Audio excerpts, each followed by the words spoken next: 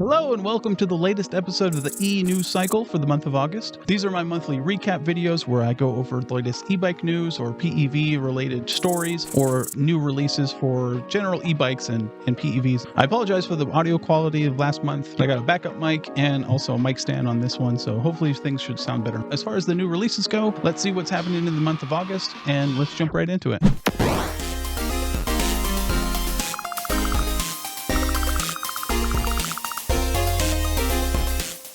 First, the news. First news story that caught my eye was New York City is pushing for more e-bike related restrictions and legislation. A few months ago, the city announced several changes to the UL certification rules and new laws pertaining to changes for e-bikes and scooters, mostly related to the battery safety. Now some lawmakers are advocating for more restrictions and more legislation, registration, and licensing of e-bikes and e-scooters. This mostly caught my attention through several news segments that I found on YouTube that come from Fox 5, a New York City news channel. All of these videos seem to be kind of a biased position. Just of these news stories, however, it seems like people in New York are saying that e-bike riders are becoming a public nuisance. E-bikes, they can be a menace on the roads and sidewalk, all for New Yorkers. That's right.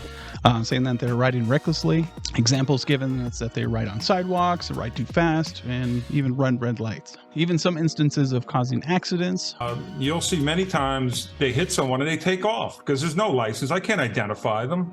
They say the problem is so rampant. However, they were unable to capture any e-bikes riding recklessly in all of the stock footage that they provided. Once again, they mentioned e-bikes for causing fires in some cases of 13 or more deaths across the city. The segment mentions also a e-mobility tax being proposed. No mention of what the tax would actually be used for or pay for. It's just that if you have an e-bike, give us money. They also mentioned the possibility of inspection process, checking of e-bikes, make sure they're safe, and I'd assume UL compliant. All of these are in the early stages of the bill process, so who knows if they'll actually go forward and actually pass into laws. I don't live in New York, so obviously I'm not an expert on what's going on over there, but I can assume this is from the rapid increase of people using higher speed e-bikes and e-scooters to get around, especially within the city limit, especially if you're in a job delivery of DoorDash or anything like that, where the people use electric bikes and electric scooters to get around and to make more money, which they briefly mentioned in this segment. Again, I'm assuming this is where most of the concerns are coming from, not your average Joe who's riding his e-bike to work and back, but rather the guy who's zipping back and forth with DoorDash or deliveries or whatever, some contracted delivery drivers. This is where speed, frequency, and of course reckless driving might come into play. I'll put a link in the description of the videos that I saw where the new segments were found from this channel regarding these potential bills. You can watch them yourself. I might even do a reaction video to them because they're kind of polarizing, and for me they seem like they were very biased as far as their opinion goes. Oh yes, and I'm feeling the wind fly off of these e-bikes as they go past me. That guy at least is kind of nice and tame, but some of them are just whipping by. Bro, what are you talking about, man? Speaking of New York City, it looks like the Big Apple is simultaneously trying to stifle e-bikes with licensing and registration, but also using them for more deliveries. And they are planning to have parcel delivery trucks such as UPS or FedEx to use e-bike, kind of larger e-bike, e-trike cargo vans. I've seen these articles pop up now and again regarding various major cities within the US that at least try to pilot programs, have delivery workers ride these electric bikes, but they're not too widespread. There's several photos floating around of what these e-bikes, these e-delivery trucks might look like. Some look like just mini UPS trucks, and others look like modified e-trikes with a large UPS cargo container on the back. From what I hear, the last mile delivery is a major problem in densely populated cities such as New York, where large trucks can clog up streets and with their sheer size can cause major problems since they have no other choice but to park illegally or to, block streets in order to make their deliveries. You get stuck. The traffic behind them has to veer into the oncoming traffic. This would mean that e-bikes in theory could use bike lanes instead of car lanes and temporarily park in much smaller spots to unload their shipments. I'm not sure how this is going to work with colder weather months or in temperatures where the road conditions may cause issues for delivery riders. No mention of what the ice melt and road salt might do to wreak havoc on e-bike parts, but we'll see how it pans out in the long run. One interesting story that I've seen popping up on various news sites regards to the right to repair for e-bikes. Right to repair has been a kind of a hot button issue as of late. New laws have been passed and continue to get passed in order to give people, your average person, the more rights to and tools and information in order to fix and repair the items that they own without the involvement of the original manufacturer. E-bike companies, as well as the bicycle advocate group, People for Bikes, are pushing for lawmakers to exclude e-bikes, though, from these right to repair laws. Their reasoning is that your average person doesn't have the experience or knowledge or safety know-how to fix various components that are kind of dangerous, such as batteries or electrical components within a bike. However, it's not hard to be skeptical of their motivations, considering that e-bike manufacturers are corporations and they make money off of people buying parts and batteries and products from them. With every decision you make, is this good for the company? I'm not saying this is the motivation for e-bike companies, but it's hard not to speculate as such. Personally, I'm all for right to repair. I feel that manufacturers have some sort of responsibility to make their e-bikes easier to repair and make parts in such a ways to swap out and to fix without having to rely on the manufacturer themselves to fix them for them. I'll leave a link in the description of the few news articles that I came across that kind of mention this and go over this. It's an interesting read if you want to check that out. One last quick news story that I came across at the end of August was that VanMoof seems to be getting a reprieve from the executioner. Reports have surfaced that VanMoof has been snatched up from the brink of death and is being purchased by an electric scooter brand, Lavoie. I believe that's how you pronounce it.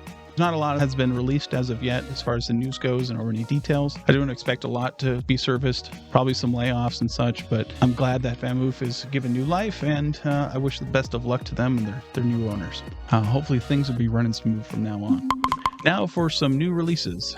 First off, Specialized has released their new Globe Haul ST e-bike earlier this year, which seemed to be more of a rad runner utility type of e-bike. Now Specialized has announced their Globe Haul LT, which is more of a long rear rack kind of cargo e-bike, such as like a rad wagon or similar to a Aventon Abound. The Haul LT has a 700 watt hub motor, 48 volt 16 amp hour battery, Tektro hydraulic disc brakes, a range of up to 60 miles, 9-speed transmission, 20 inch by 3.5 inch tires, and it has a weight cap of up to 441 pounds or 200 kilograms. The weight itself is 88 pounds. It's a little bit hefty, but for a cargo e-bike, what can you expect? If you match this up to the Abound, they match up pretty evenly.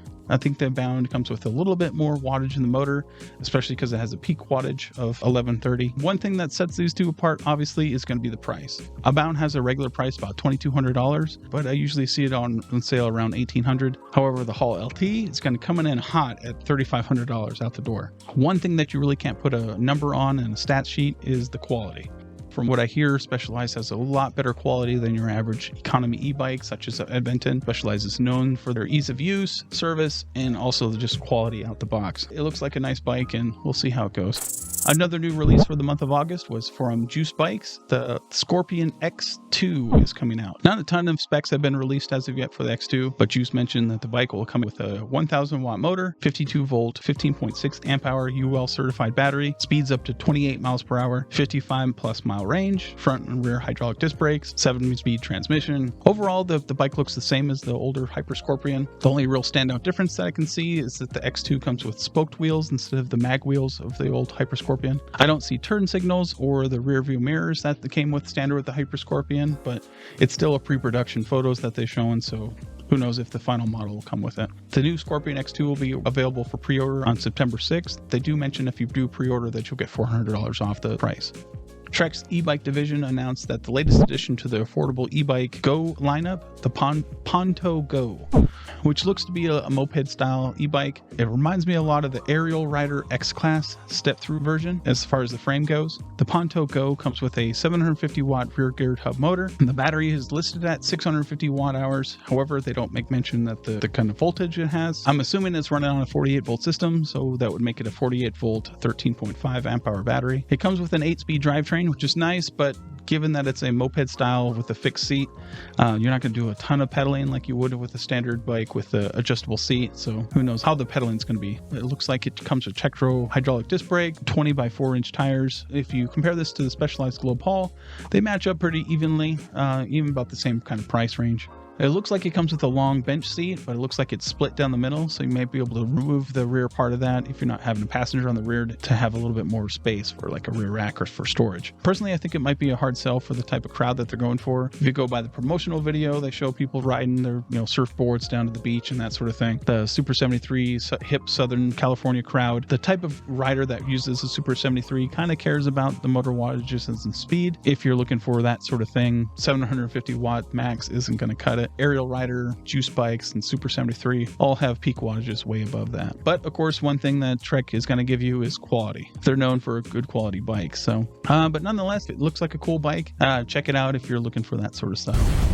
Aventon Bikes have announced the latest addition to their Soltera e-bike lineup. The Soltera 2 is opened up for pre-order and to ship around in October. The old version and the V2 share the same overall design and much of the same components. The same 350 watt motor, 36 volt, 9.6 amp hour battery, but Aventon has added the torque sensor like they've done with much of their latest revamps. The Soltera 2 comes in a high step or step over frame style, as well as regular or large frame sizes. But overall, they're about the same. You can see the price difference between the two. Check it out if you're looking for a sleeper kind of commuter style e-bike.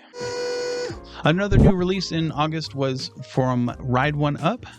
They refreshed their 700 series e-bikes, which had me a bit confused. I've seen various news articles online talking about the new stuff that they've added to the bike, but when I compared it from the old bike to the new bike, they matched up almost exactly. So I was a little bit confused of what they added on the new one. I thought they might have put a torque sensor on there like Aventon had been doing on their new models, but still has a cadence sensor. So I reached out to Ride One Up specifically to ask what the differences were, and they let me know that essentially the same bike.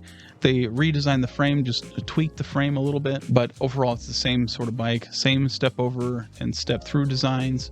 The paint colors have been updated. The new version has white, indigo, and gray versus the old version only had blue and gray. But overall they're about the same price, same everything else, same motor, same battery. If you're curious to see what was updated on the new 700 series, not much. And another new release in the affordable e-trike market from Admotor. They released their latest model, the budget-friendly competitor to the Rad Trike and the Electric XP, the E310. Admotor has a lot of e-trikes already, and so I was kind of confused as why they were releasing another one. But then if you look at the price range, I think that's why they came out with this one. A lot of their other models are around $3,000 versus this one has an introductory price of $19.99, although that's listed as the sale price. So regular price is $26.99. But I think it might be one of those things if they show a higher regular price, but it'll always be listed at the sale price. Who knows? Admotor came out with and put a little chart on their website to show you the differences between the trikes. I'll put that on the screen here. It's tough to compare the Admotor at $2,000 to the electric at $1,500 since the Admotor is going to come on top. But then again, that's what the $500 is going to get you. It's pretty easy to compare all three of them and see which one you're looking for. One thing is I don't really know a lot about Admotor. They're not really one of the huge brands out there like Electric and Rad are, but they do have a lot of bikes out there. I've seen some people riding around with them, and for the most part, I haven't heard any bad things about them. And judging by the stats, if you're looking for a little bit faster speeds, then the Admotor might be the one for you. But overall, that's the latest e-bike news and releases that caught my eye for the month of August. If there's anything that I missed or anything that got your attention that I didn't go over, let me know down in the comments. As always, I'll put the links to these news articles and the releases down in the comments below if you want to check those out. I thank you for watching, and I hope that you liked this video. Please give it a thumbs up, leave a comment down below. Maybe consider subscribing if you wanted to watch more videos like this from me. But I thank you for watching and hope that you stay safe out there and keep riding. Thanks, bye.